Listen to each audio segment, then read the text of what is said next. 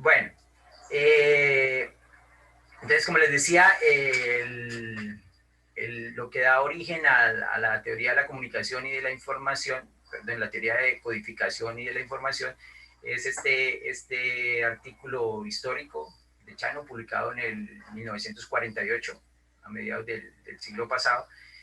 Y el resultado principal básicamente establece la existencia, ¿sí?, de buenos procesos de comunicación sin importar lo malo que sea un canal de comunicación, ¿sí? Entonces, en principio, pues la prueba es, eh, es totalmente basada en cosas de probabilidad, ¿sí?, y estadística, que era lo que fundamentaba la teoría de la comunicación en ese momento, y no da ningún indicio de cómo se construyen tales procesos de comunicación, tales codificaciones. Entonces eso da pie a que la investigación en teoría de códigos tome fuerza a partir de ese momento y pues se planteen distintas estrategias para obtener los requerimientos de Shannon, ¿no?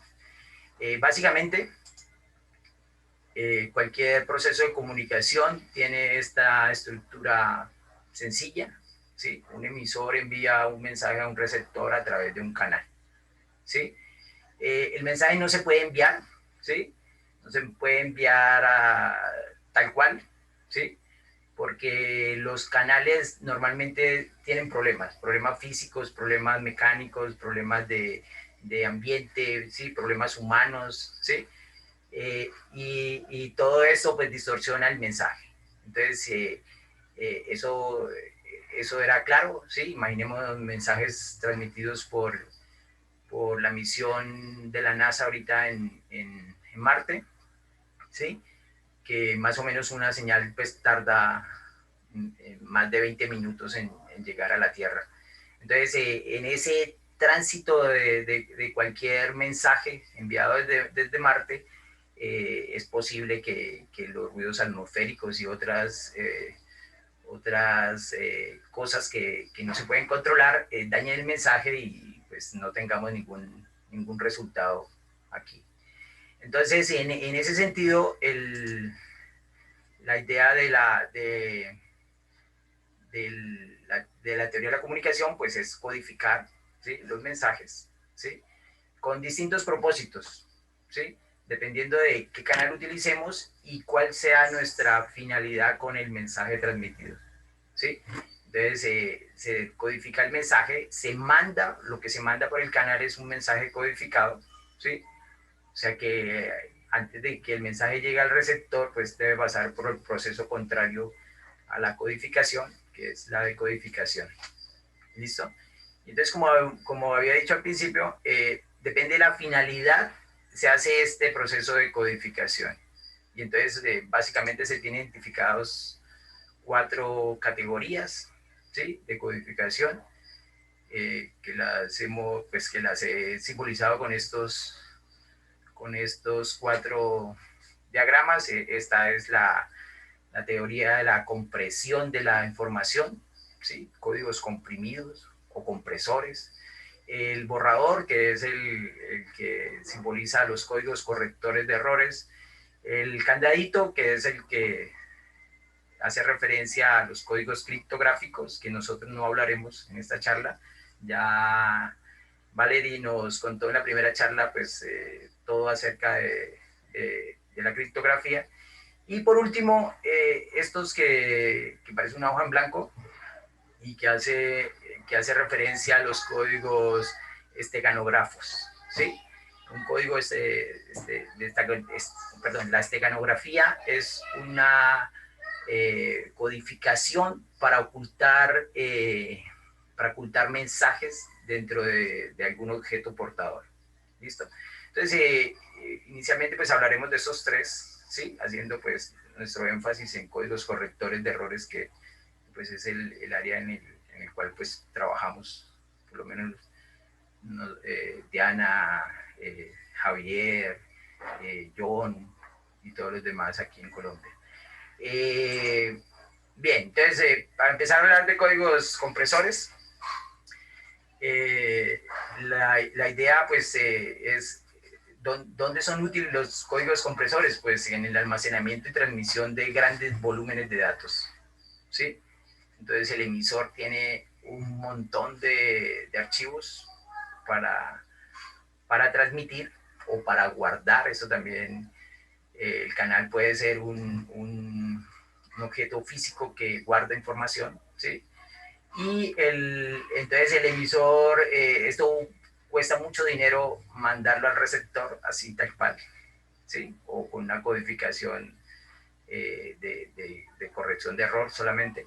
Entonces se quiere comprimir, ¿sí? La idea de la codificación antes de enviarlo por el canal es comprimir esos archivos, mandar menos, ¿sí? O guardar menos en un disco, de tal forma que con eso que se guarde, el proceso de codificación pues permita expandir los archivos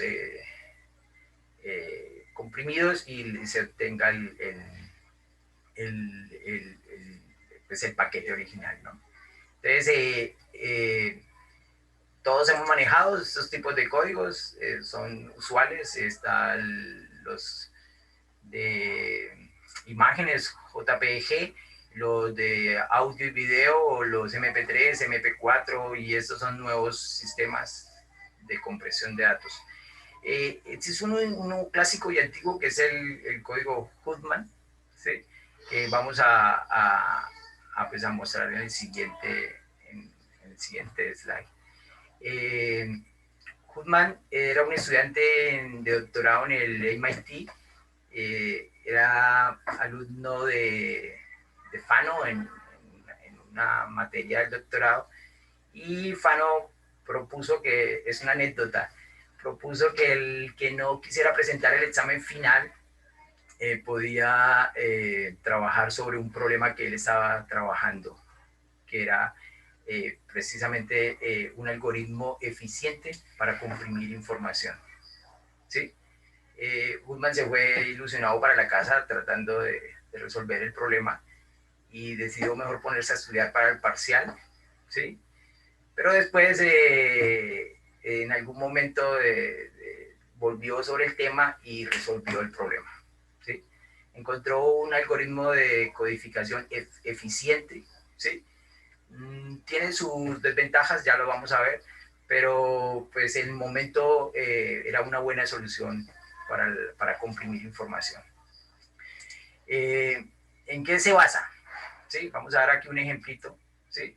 Se basa en coger los caracteres que se van a usar en el mensaje, ¿sí? Estas letras azules que tengo ahí, pues son algunas de las letras del alfabeto en orden ascendente según la frecuencia de aparición en nuestro idioma español, ¿sí?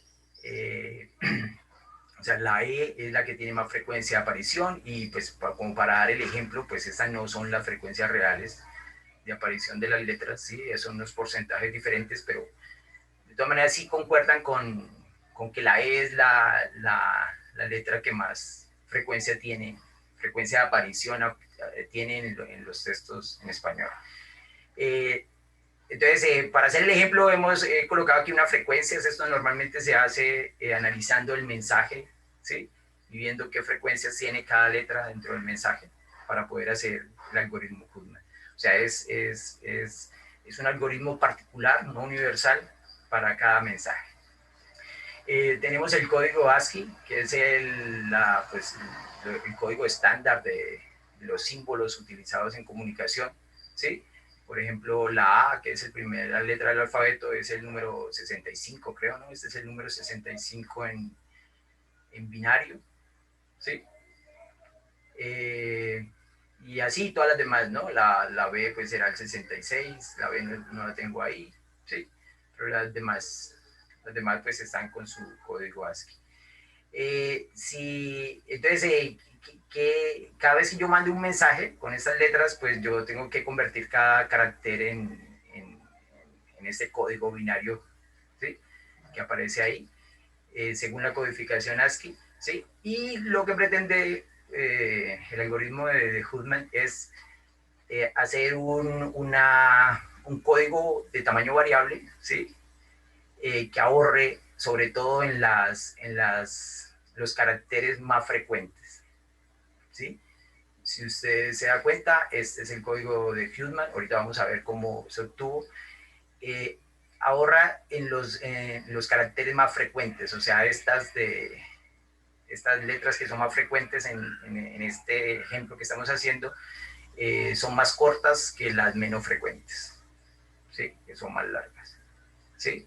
¿Cómo se obtiene este código variable? Que además pues, es un código prefijo, es decir, ninguna de las codificaciones de los caracteres es prefijo de otra codificación, ¿sí? O sea, esta no es prefijo de ninguna de las que están aquí, y así con todas. ¿Listo? ¿Cómo se obtiene? Y pues esa fue la idea de Huffman, que le ahorró el examen final, ¿sí? En el MIT de la materia que daba Fano en ese momento. La idea es hacer un árbol binario, ¿sí? Empezando por los caracteres con menos frecuencias, ¿sí? En este caso la M y la P, ¿sí? Y sumando frecuencias, o sea, cada nodo intermedio va a ser la suma de las secuencias de los anteriores, ¿sí?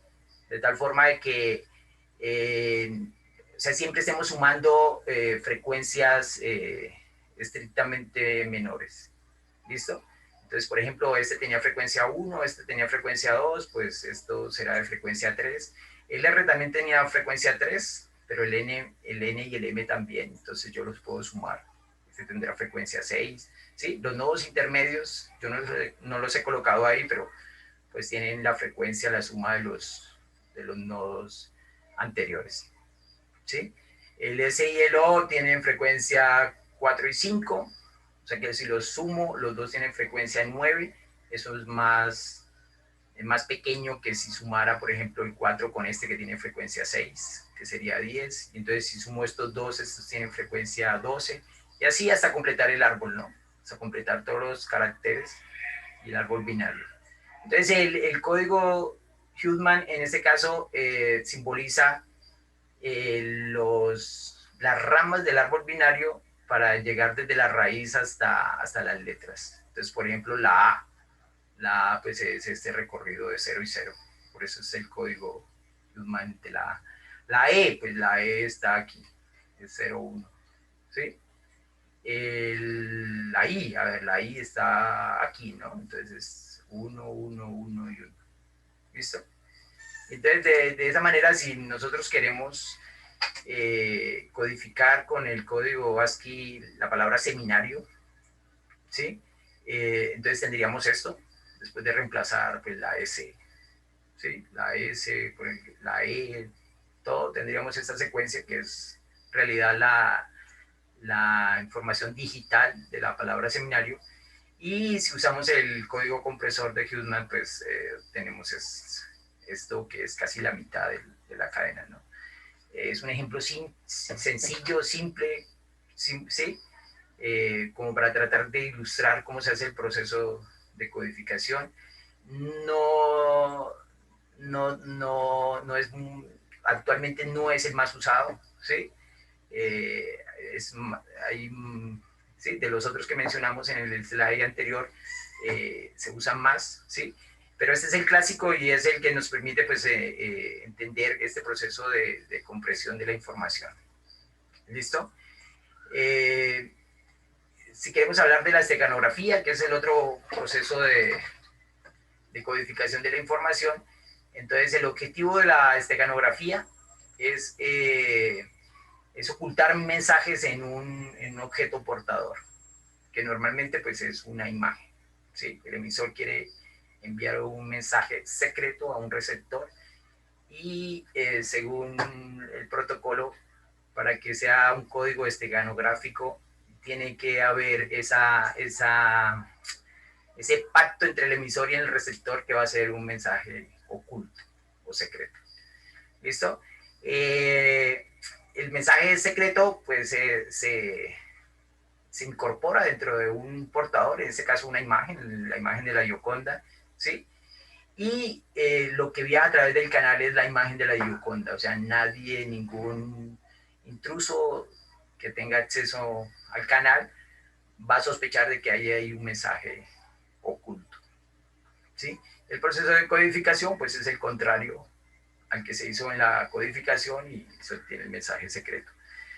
Eh, Hay que aclarar, no es criptografía, ¿sí? Porque el propósito de la criptografía es encriptar el mensaje, ¿no? O encapsular el mensaje y hacerlo inteligible para cualquier intruso dentro del canal, ¿sí? O sea, cualquier intruso con un código criptográfico no va a entender qué dice, ¿sí? No va a entender.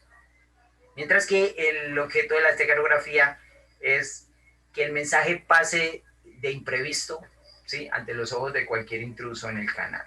O sea, que cualquier intruso no entienda que aquí va un mensaje, ¿sí? O sea, entiende que va una fotografía, pero más no puede determinar que hay un mensaje oculto y pues extraerlo, ¿no? O darse cuenta de cuál es el mensaje. Preparando la charla me acordé en algún momento, mi hermana cuando estábamos pequeños, bueno, estábamos adolescentes, mi hermana con sus compañeras de colegio tenían un cuaderno en el que tenían código criptográfico y código esteganográfico, ¿sí? No encontré el cuaderno para hacer la patente respectiva, pero más o menos les cuento cuál fue la idea.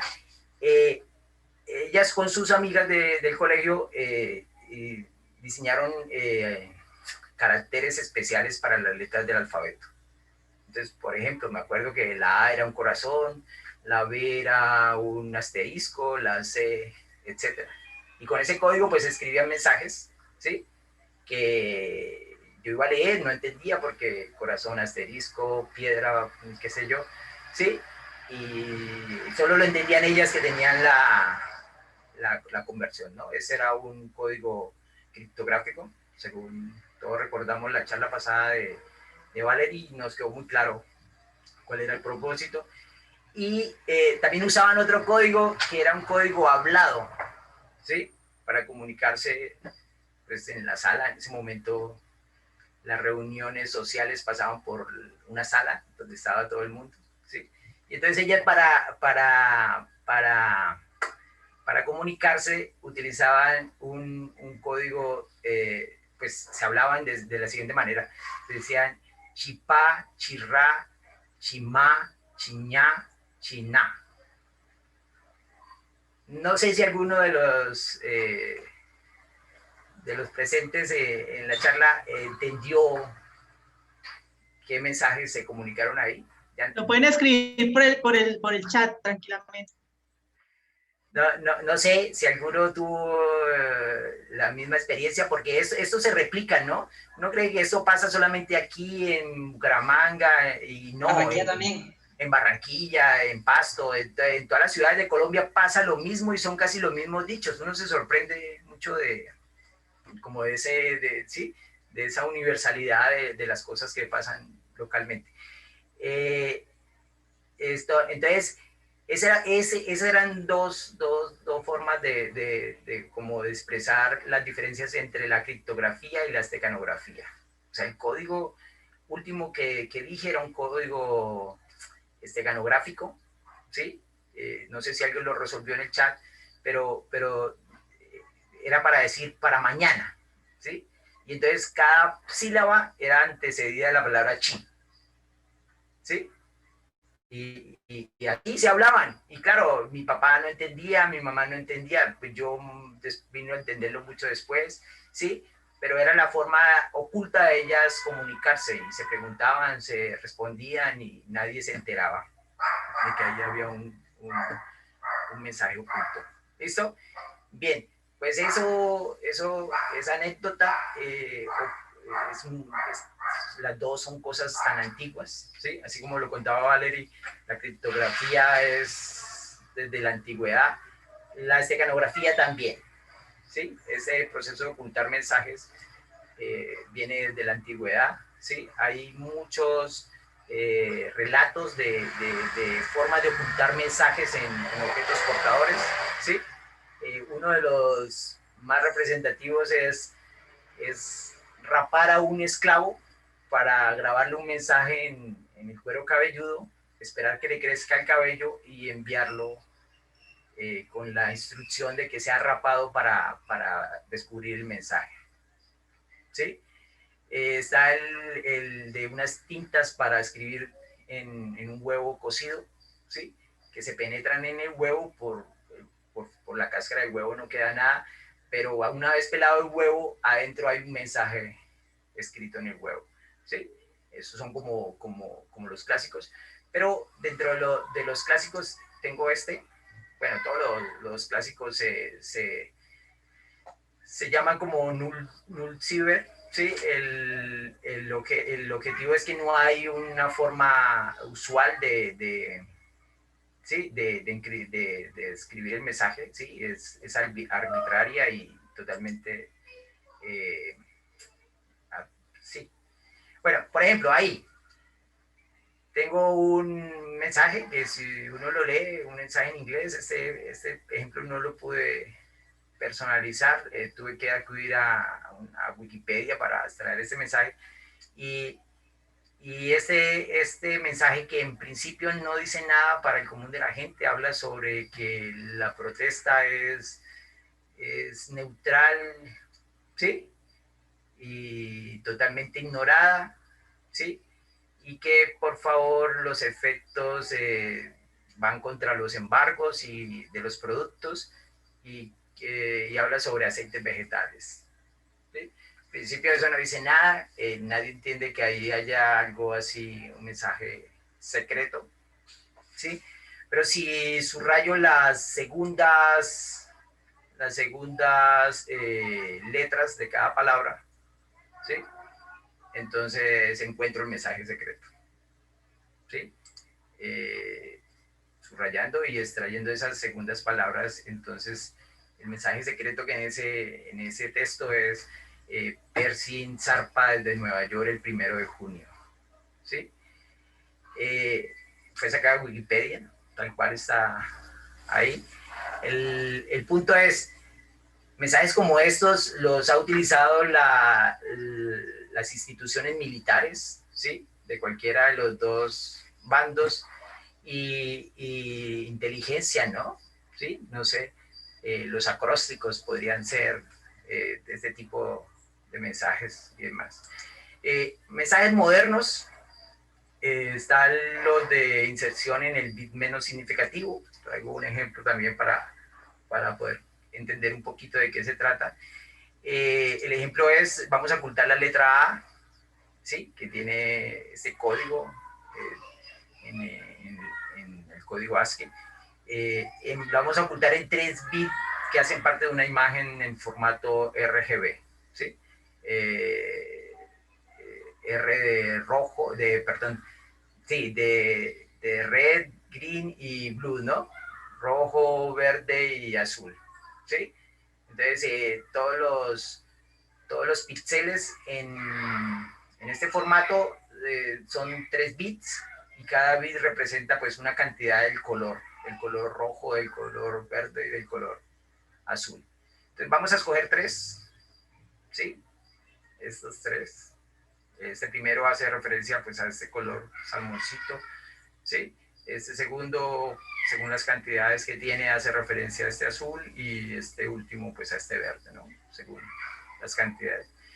Y el bit menos significativo de un byte de estos en forma binaria es el de la derecha, ¿no? El que representa el valor de 2 a la 0, ¿sí? Entonces, si yo reemplazo estos bits menos significativos por el código que quiero ocultar ahí, ¿sí? Entonces, más o menos tengo esta idea, ¿no? El algoritmo es un algoritmo de sustitución, ¿sí? Sustituyo los bits por el código que tengo, ¿sí? Y está claro que en imágenes con buena resolución, con gran cantidad de colores, ¿sí? Alrededor del 12.5% de la imagen se puede alterar sin perder calidad de la imagen, ¿sí? Entonces, si yo cambio estos bits, por ejemplo, aquí el rojo no cambia nada, el azul, el verde no cambia nada, el azul disminuye un poquito, ¿no? Estaba aquí en 1, aquí pasa a ser 0, ¿sí? Y demás. Entonces, cuando yo haga la imagen, estos van a ser los nuevos colores de la imagen una vez alterado el bit menos significativo.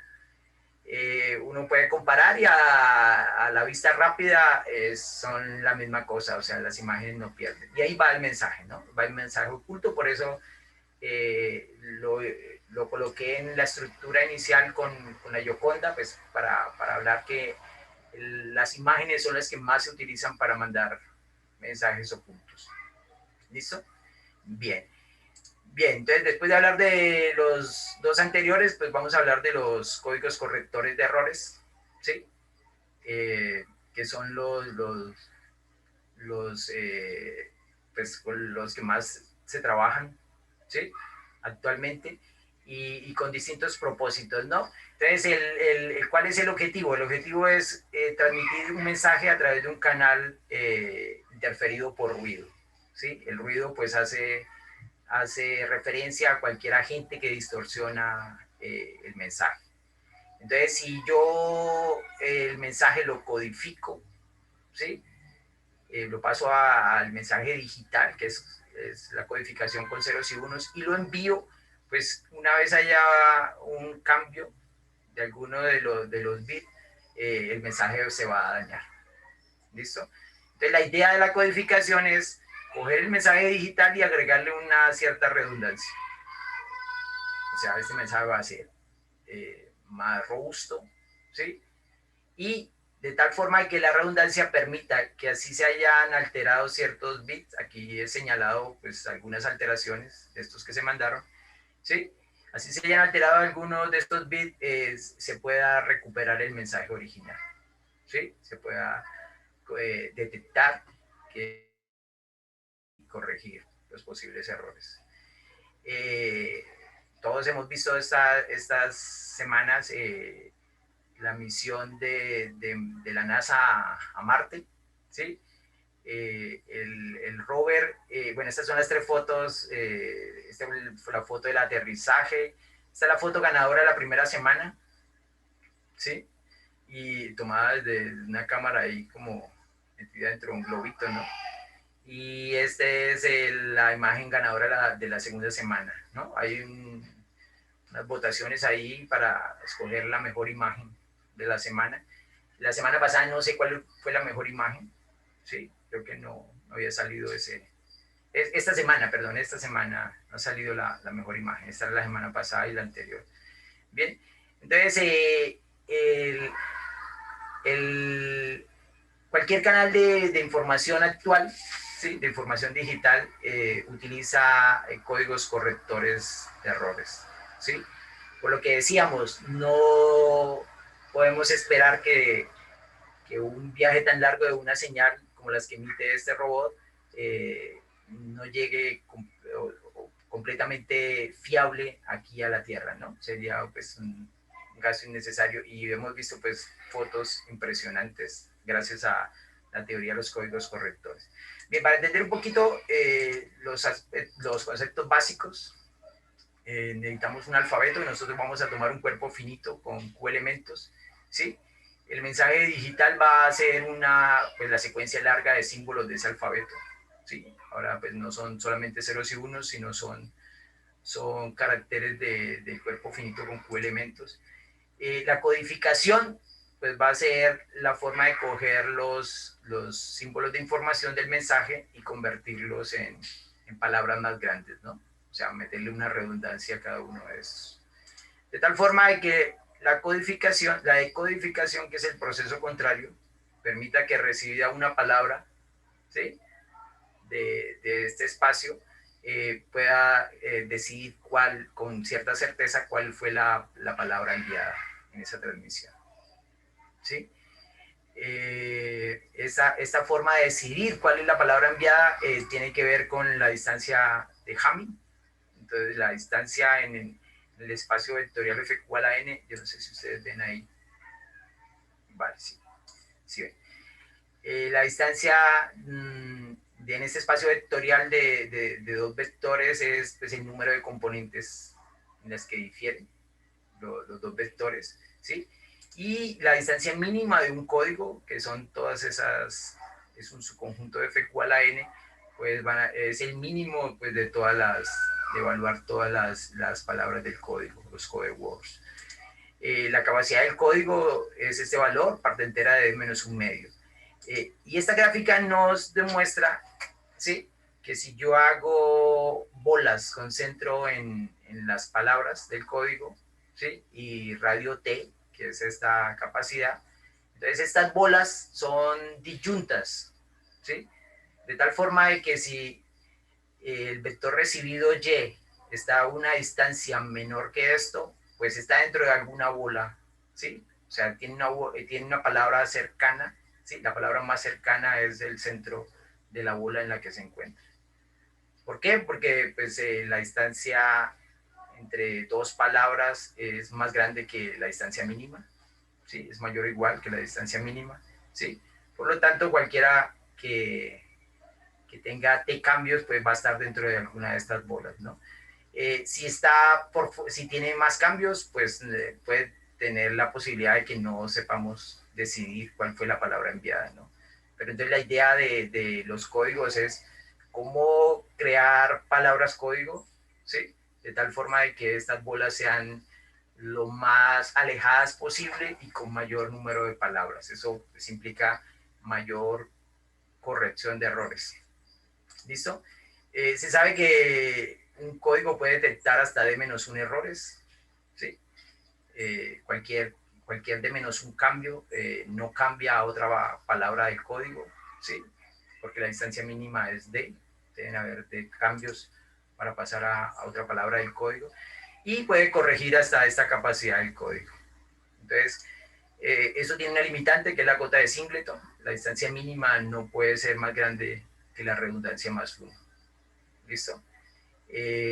Códigos que cumplen la igualdad aquí se conocen como códigos MDS, máxima distancia separable, por esta gráfica de la separación de las bolas, y son óptimos en cuanto a corrección de errores. Vamos a ver dos ejemplos, ¿sí? El código de Hamming, ¿sí? Hamming, este es uno de los ejemplos donde el código se llama Hamming porque Hamming fue el primero que lo dio en un seminario, ¿sí?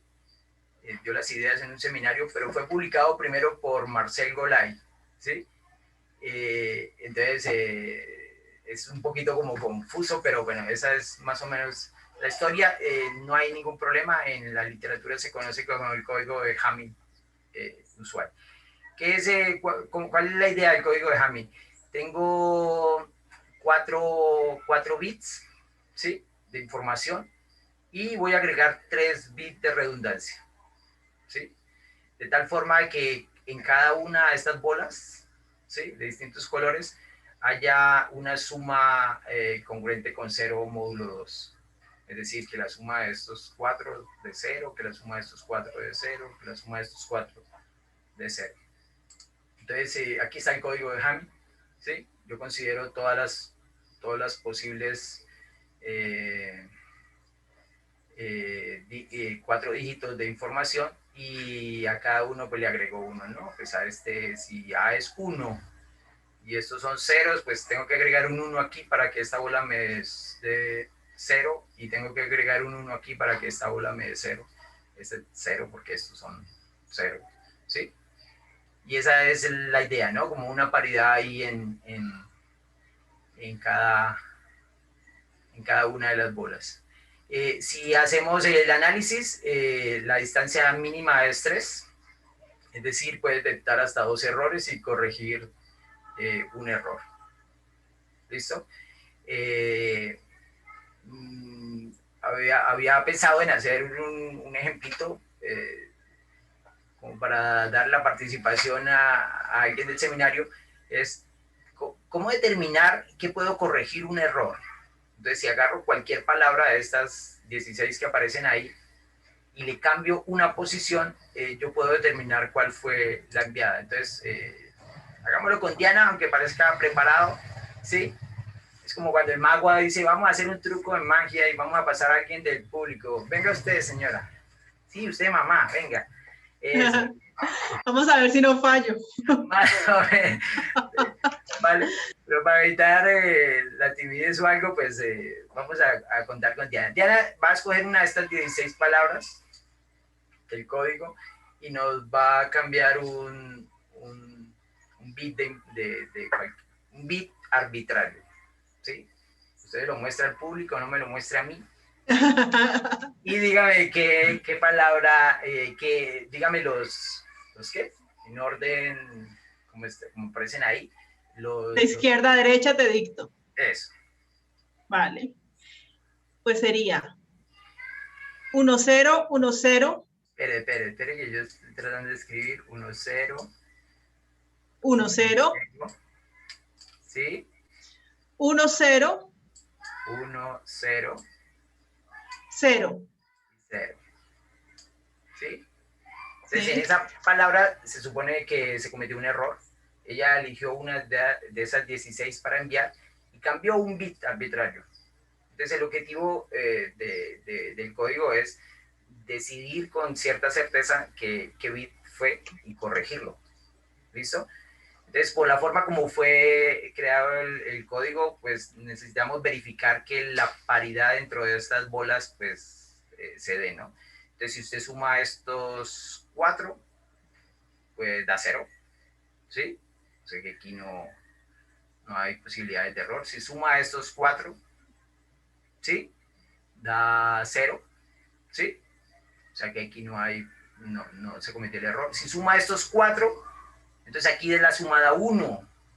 Entonces se dice, aquí pasó el error. Entonces, ¿dónde está el error? No podría estar aquí porque este afecta a las otras bolas, no podría estar aquí porque afecta a estas bolas, no podría estar aquí porque afecta a este. Entonces el error está aquí. Ella no mandó un 0 aquí, sino mandó un 1, que es el que hace que esto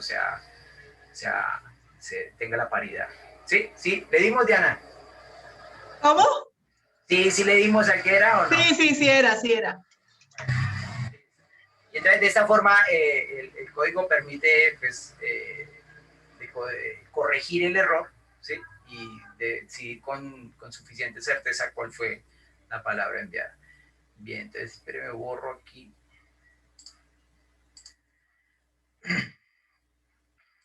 Vale.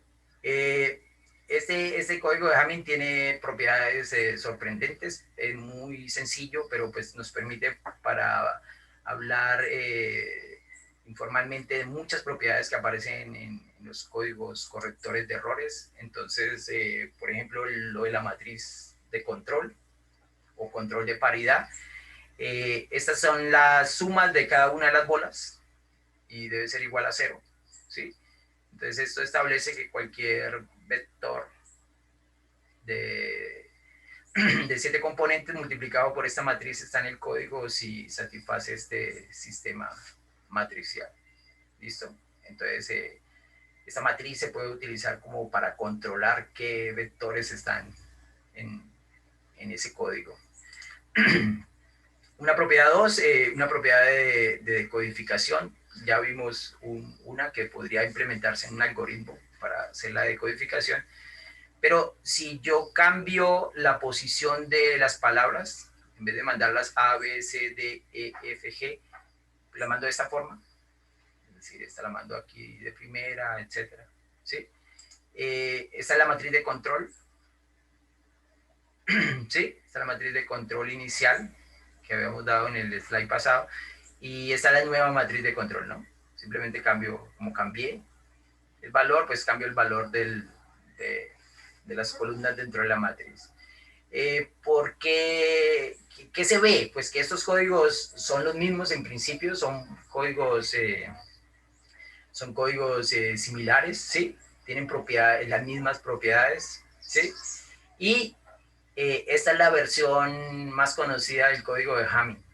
Entonces, el código de Hamming es el que tiene matriz de control dada por los números binarios, ¿sí? Escritos en orden ascendente. ¿Sí? Eso se conoce en la literatura.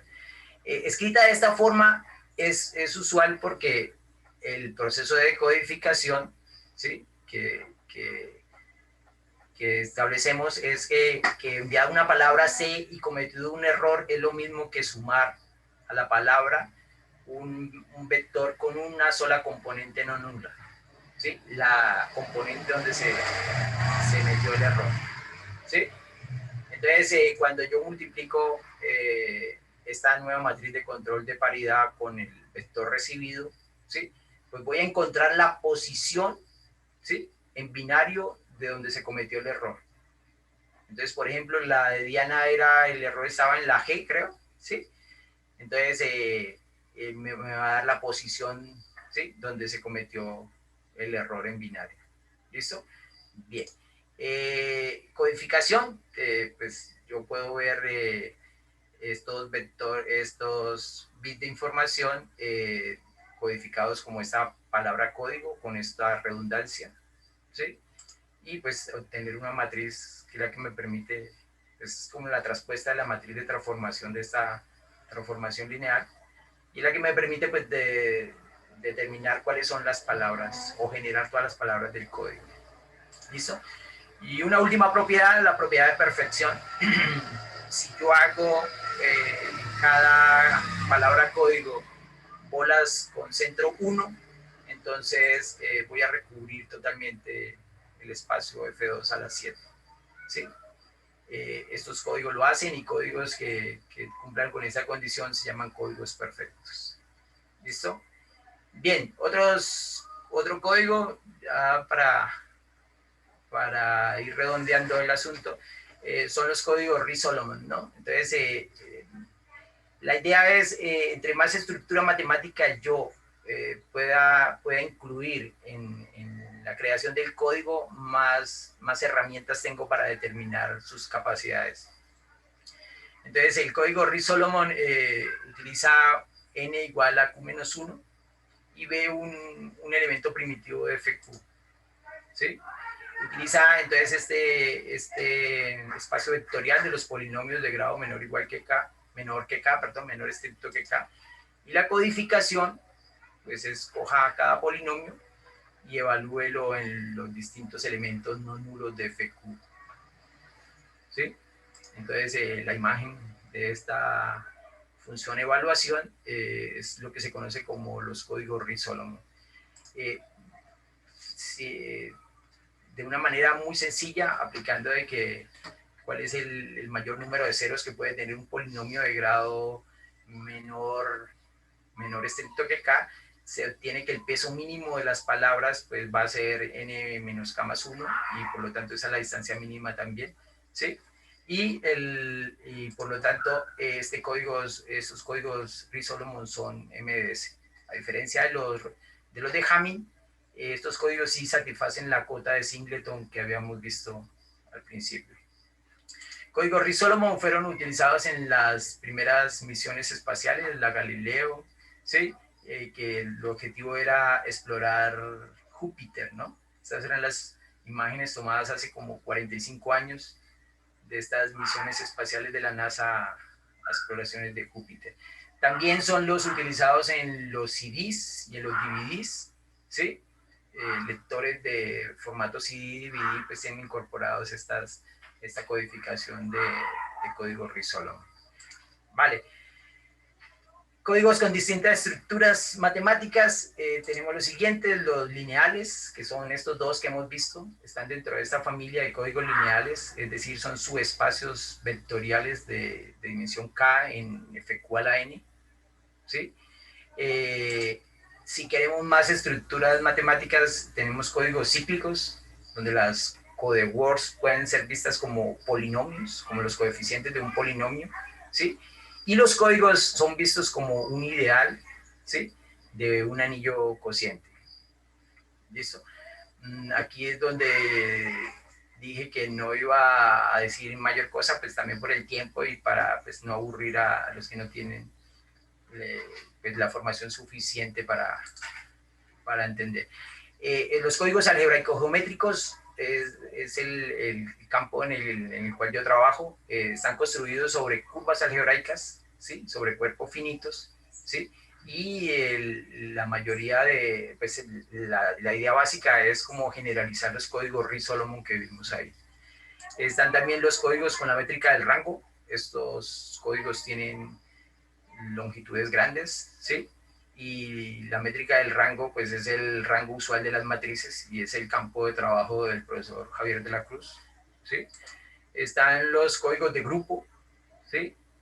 Que son más recientes, pero también tienen suficiente investigación. El profesor César Polsino es un referente en estos códigos de grupo. Están los anillos sobre Z4, ¿sí? La profesora Diana trabaja sobre códigos cíclicos y códigos BCH, ¿sí? Códigos abelianos con distancia designada y demás. Eso hace parte también de códigos cíclicos. Están los códigos convolucionales, están los códigos Reed-Muller, que son una generalización de los Ritz-Solomon para polinomios de varias variables y demás. Entonces, esta es una gama de distintos colores en teoría de códigos correctores de errores.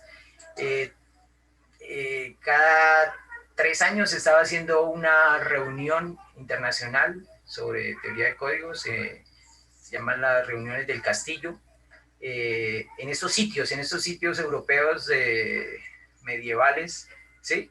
Que fueron recuperados y ahora sirven como hoteles, ¿sí? Entonces se hacen unas reuniones, la del año pasado se canceló por los motivos que todos conocemos, pero era la sexta versión de estas reuniones del Castillo. Esta es de la segunda reunión en Medina del Campo, cerca de Valladolid. Sí, es el castillo de la reina Isabel. Si queremos, Javier, si queremos hacer aquí una reunión del castillo, tocaría en el castillo de Salgar, ¿sí o no? O en San Felipe, en Cartagena, para que le proponga ahí a la comisión. ¿O qué dicen? No, yo no conozco ningún otro castillo. En una ocasión, cuando hice el segundo congreso, el segundo workshop de teoría de códigos internacional, pensé en el castillo de Salgar, pero las cuentas no me dieron. Vale. Un poco caro. Ok. Bien, así como lo dijo, ya para terminar, como lo dijo Valery en la charla pasada, códigos correctores de errores se están usando para hacer procesos criptográficos, ¿sí? En criptografía postcuántica, ¿no? A todos nos quedó más o menos claro cuál es el algoritmo, ¿sí? Según lo expresó ella. Pero yo quería también resaltar que esos códigos correctores de errores también se están utilizando para almacenamiento de grandes volúmenes de datos. Esta es un centro de datos de Google, de los tantos que tiene alrededor del mundo, ¿sí? Y la idea es que el guardar en la nube se ha masificado, ¿no? Hacía algunos 10 años la gente que guardaba sus archivos en la nube era muy poca, ¿sí? Hoy en día casi uno guarda en la nube, ¿sí? Sube a Facebook, los usuarios de Facebook, ¿sí? Han crecido exponencialmente y los volúmenes de almacenamiento de datos pues se han multiplicado en estos centros de datos. Entonces, lo que hacía Facebook en un inicio era guardar 3 copias de una fotografía que usted colocaba en su estado, en su perfil o qué sé yo. Sí, guardar 3 copias por si se perdía, pues tener para recuperarla, pero pues eso sale caro con los volúmenes actuales de almacenamientos de datos. Y entonces lo que se busca es cómo guardar menores cantidades de tal forma que si se daña un servidor de estos, si se pierde la información, pues se pueda recuperar con la información guardada en otros servidores. Entonces eso se conoce como códigos localmente recuperables y la teoría de códigos correctores pues tiene bastante tela ahí. sin lugar a duda, pues estamos en la era de la información, ¿sí? Y así no nos demos cuenta lo que soporta en gran medida esta comunicación es las matemáticas, ¿sí? Y traigo a colación una entrevista que le hacían a un presentador muy famoso colombiano hace algunos años. Le hacían una entrevista en vivo y le preguntaban que para qué servían las matemáticas. Y pues él decía que para nada. Y le estaban haciendo una entrevista en vivo, es decir, le estaban, lo estaban codificando para mandarlo a un satélite para que llegara a los televisores en cada uno de nuestros hogares, y él no veía dónde estaba la matemática ahí. Entonces es como una invitación, pues, eh, para que veamos que todas estas tecnologías, sí, están soportadas sobre fuertes conceptos matemáticos y de codificación de la información. Eso era todo, pero no haberlos aburrido mucho. No, muchas gracias, Wilson. Muy ilustrativa tu charla. Incluso para los que trabajamos en teoría de códigos, es muy bueno tener un panorama general. Has hecho una labor muy, muy grande tratar de resumir todo lo que hay en esta charla y te lo agradezco mucho, te lo agradecemos mucho, Javier y yo. Y bueno, pues es el momento para las preguntas. Así que, por favor, sean curiosos y siéntanse en confianza para preguntarle a Wilson. Aprovechemos su presencia aquí. Pueden escribir por el chat o abrir el micrófono, son libres de sus preguntas. Wilson, yo hago una pregunta. Bueno, primero, felicitaciones, súper chévere, me encantó. Yo no sé nada de teoría de códigos y me parece súper chévere. Entonces, mil gracias. Era todo digamos, lo que esperábamos, que fuera algo que pudiéramos entender bastante. Quería preguntarte, no sé, una pregunta es como general de la profesión.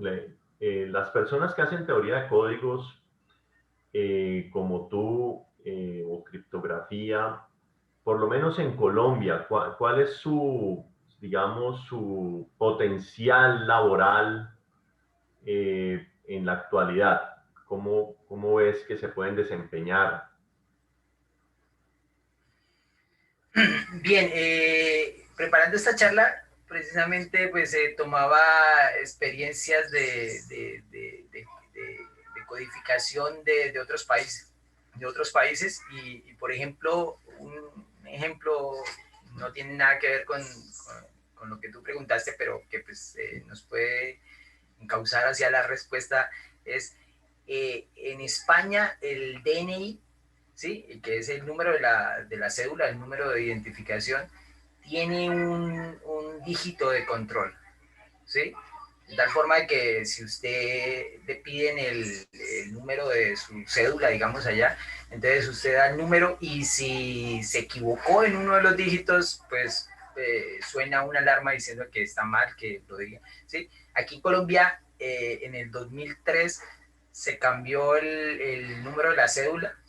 Ahora se llama NIUP, NIUP, el número único de identificación personal que aparece en el registro de los niños, en la tarjeta de identidad, en la cédula, y es el mismo siempre, ¿sí?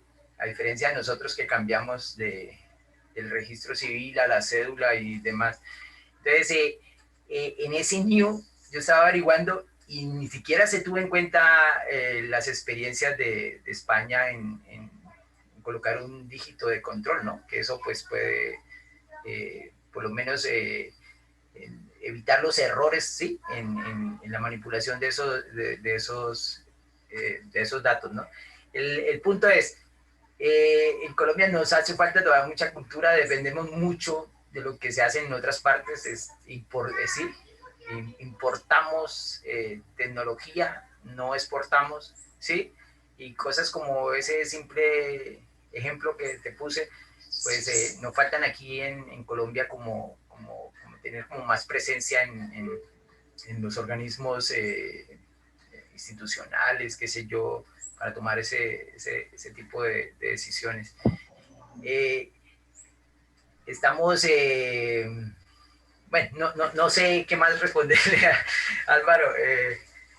Es difícil, nosotros estamos pues en una universidad y pues ahí tratamos de hacer investigación, publicar algunos artículos, pero pues como desarrollos tecnológicos y demás, pues todavía estamos muy lejos de tener como esas capacidades. Pregunta.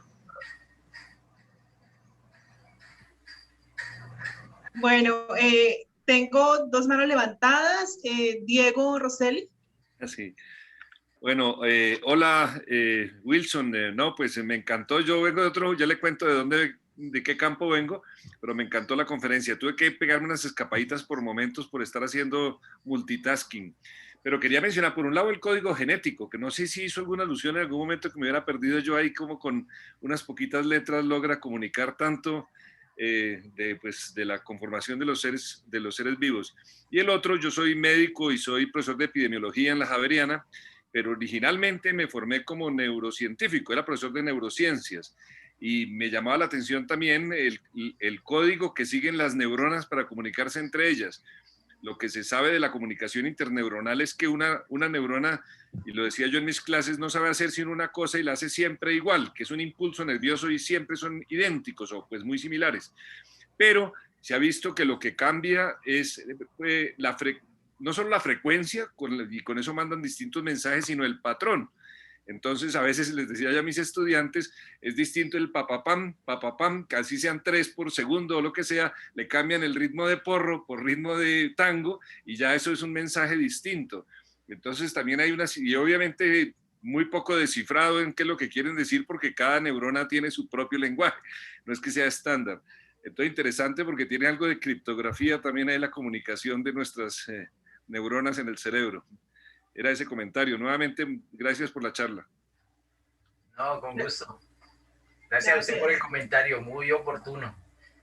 Muchas cosas no se mencionaron y muchas investigaciones van encaminadas a lo que decía el profesor y sí, el campo es muy diverso.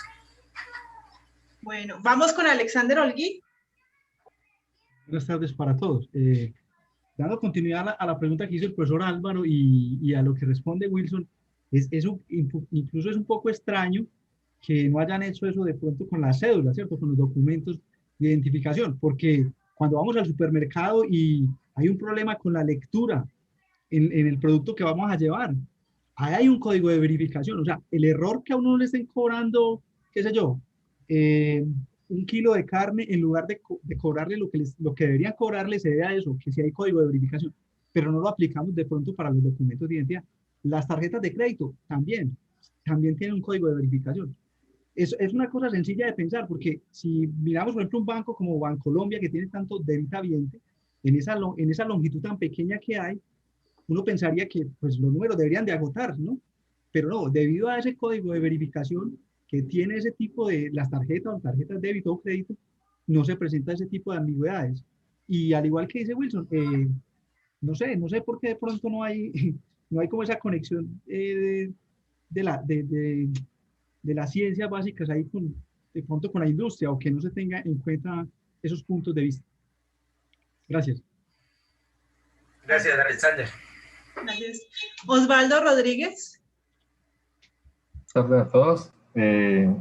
La pregunta más que todo es pensando en futuros y digamos, pues para nosotros no sé si sea todavía alcanzable, pero la intención es esa.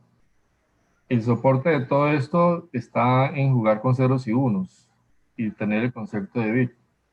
Pero el futuro está ahorita en las máquinas cuánticas, donde ya no vamos a hablar de bits, sino vamos a hablar de qubit, y donde allí todo eso tiene otra connotación. Entonces, la pregunta es, visionando, pensando en eso, ¿cuál sería el futuro de esta teoría de código ahora en esa nueva propuesta, en esa nueva alternativa que se va a tener? Muchas gracias.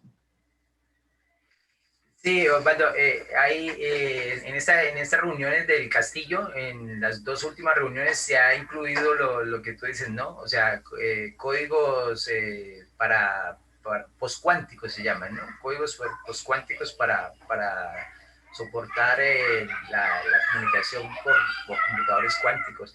Y así como decía Valerie en la charla pasada, el número de gente interesada, ¿sí? Antes lo veíamos muy, muy lejano, el nacimiento de un computador cuántico, o sea, era como una ilusión. Y ahora que ya vemos que lo están construyendo y demás, entonces la gente ha empezado a migrar rápidamente hacia, pues hacia ese tipo de investigación. Pues está todavía en desarrollo, ahí hay un campo grande para trabajar y lo que se sabe pues son algunos papers que están surgiendo en el momento. ¿Sí? No podría decirte nada más porque no sé mucho al respecto. Muchas gracias. Nada. Bueno, voy a pasar a leer del chat. O Wilson, si quieres dejar de compartir y leer tú también, no sé, como tú lo quieras hacer. Voy a empezar a leerte mientras tanto. Dice Ricardo Marín, si soy estudiante de ciencias de la computación y me quiero dedicar al lado de la criptografía cuántica y teoría de complejidad computacional, ¿considera usted necesario que hiciera la doble titulación con matemáticas? Y por otro lado, pues te agradece por la presentación, es muy instructiva.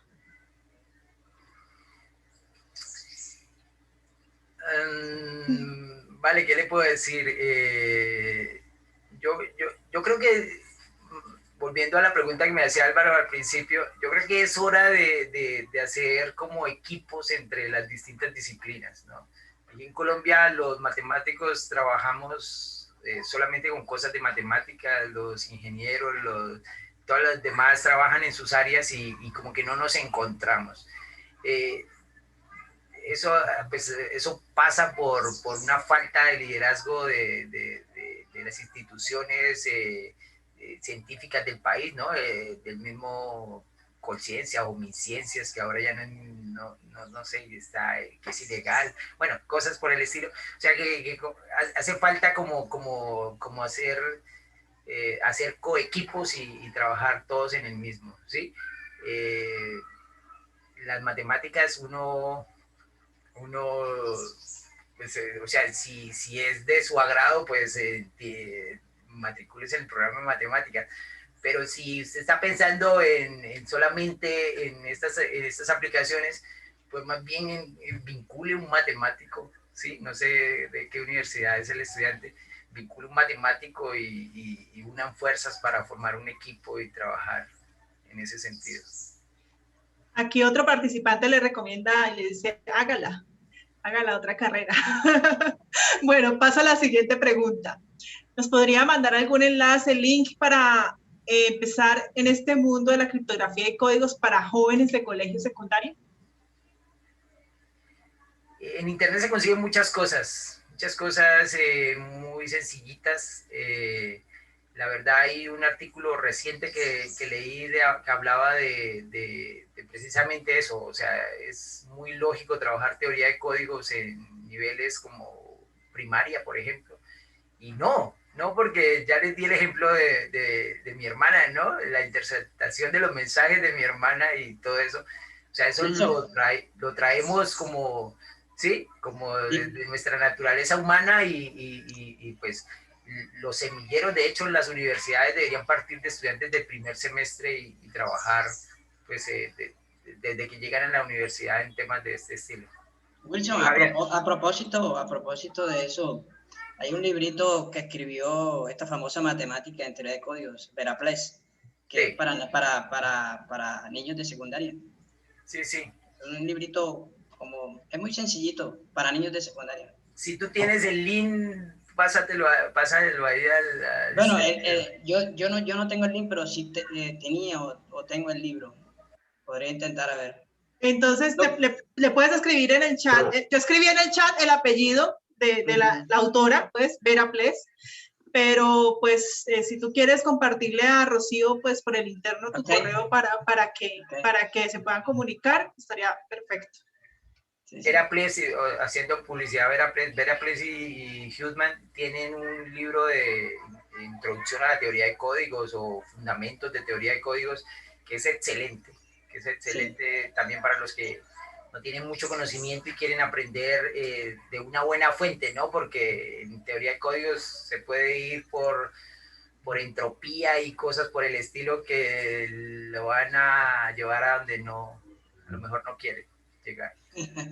Ahí John Castillo nos hizo el favor de compartir el enlace. Aparece pues el libro en Amazon, pero ese es el nombre del libro y pues podría referenciarnos. Muchas gracias, John. Bueno, por aquí tenemos otra pregunta de Camilo Martínez que dice, ¿los polinomios irreducibles sobre campos finitos con coeficientes prescritos tienen alguna relación con la teoría de códigos? ¿Los polinomios qué, Diana? No te escuché bien.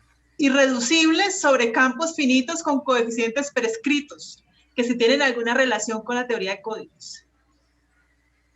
Ah, bueno, algo que me faltó decir es, en esa parte donde había varias distintas maneras de codificar con distintas estructuras matemáticas, hay una simbiosis, ¿no? O sea, la teoría de códigos propone problemas al área sobre los cuales se están construyendo y viceversa, ¿no? El área pues soluciona problemas y produce problemas en teoría de códigos. Por ejemplo, en el área que yo trabajo, que es curvas algebraicas sobre cuerpos finitos, lo interesante allí es encontrar curvas con muchos puntos racionales y con género pequeño. Eso produce excelentes códigos. Entonces, en el caso que pregunta el compañero, no sabría decirle, ¿sí? No tengo mucho conocimiento, ¿sí? Wilson, sí tiene, por ejemplo, cuando uno tiene un código lineal clásico, ¿no? En F igual a N, y tiene un automorfismo de orden P.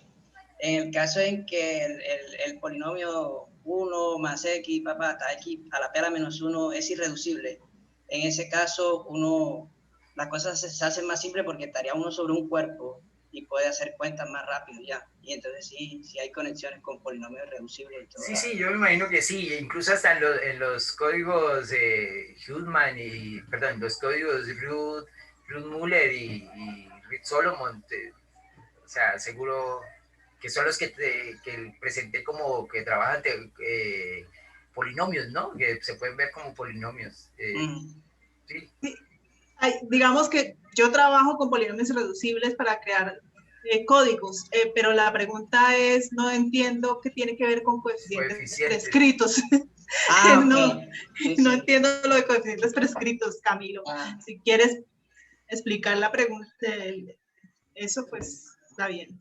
Uno puede generar, digamos, ¿me escuchan ahí bien o no? Sí, te escuchamos. Uno puede generar los códigos, los polinomios irreducibles sobre campos finitos, y uno puede contar cuántos de esos polinomios irreducibles hay en cada campo, ¿cierto? Sí. Y dependiendo del grado. Pero estoy trabajando en un proyecto donde se busca es contar el número de polinomios irreducibles, pero con coeficientes prescritos, es decir, que ya te dicen, cuenta solamente los polinomios irreducibles que tienen como coeficiente 2, digamos, o 3, en la segunda o tercera componente. Entonces, vale. Ese es un problema que se conecta en criptografía, pero no sé en teoría de códigos. Te voy a dar una idea y no sé si ya se ha explorado y qué pena que me meta ahí en la pregunta de Wilson, pero pues es que me suena familiar. Intenta trabajar con la transformada de Fourier discreta inversa, porque ella te devuelve raíces en coeficientes. ¿Vale? Ok, muchas gracias. Bueno, un gusto. ¿Hay alguna otra pregunta?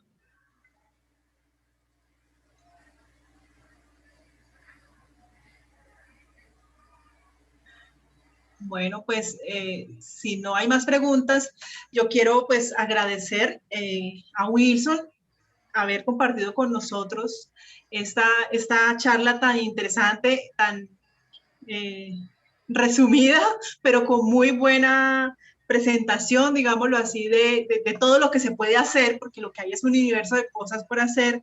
Y Álvaro nos decía, ¿y qué hacemos? O sea, ¿qué oportunidades tenemos? La verdad es que las oportunidades tal vez están todas y por descubrir y por construir, porque pues no hay hasta el momento no hay como una línea muy clara, muy transparente de cómo nos podemos desempeñar en la empresa e industria en Colombia, pero sí existe en el mundo, así que tenemos nosotros una misión. Tal vez no nos toque el turno a nosotros, pero a nuestros niños, a los que nosotros formemos pues con la teoría de códigos, ya puedan llegar a disfrutar de esas mieles de poder trabajar en distintos campos laborales, no solamente en la investigación y docencia, que es tan apasionante, sino en otros, como lo que tal vez está haciendo Camilo en un proyecto.